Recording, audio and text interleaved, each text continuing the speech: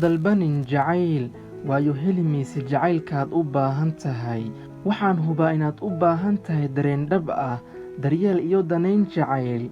Waxaad u baahan tahay in lagu fahmo adigoonan hadlin, in dareenkaaga qarsoon laga akhrisan karo wax ku dhibaayo. Laakiin waxaad hilmaamtay in jacaylkaad raadinayso uusan dalabaad ku imaanin, ee uu ku imaado dareen laba dhinac ah oo isla mar abuurmay. Jacayl soo maray broseeska walaaltinimada, kadibna saaxiibtinimo, kadibna isku beddelay jacayl. Waa kan aad ka heli karto dareenka dhabtaad u baahan tahay.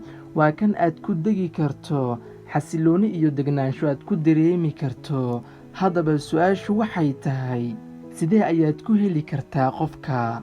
Ma aragtay qof aad saaxiibo tihiin, aad kala jinsi duwan tihiin, micnaha wiil iyo gabar aad kala tihiin, ay isku kiinbaxdo, midkiina midka kale sheekadiisu aad u jecel yahay, qosolka iyo farxadna ay hareer socdaan wada sheekaysigiina, dadkana aad iska gaar yeeshateen.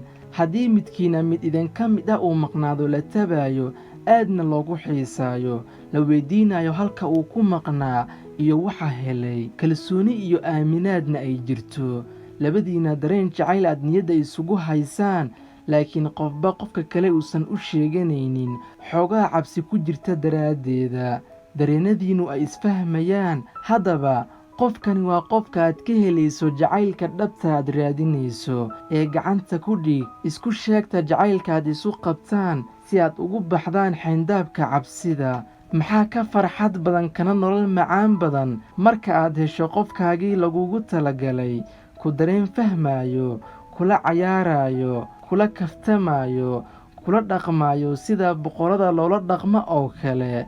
Farxad ayaad ku dhammaysanaysaa noloshiina.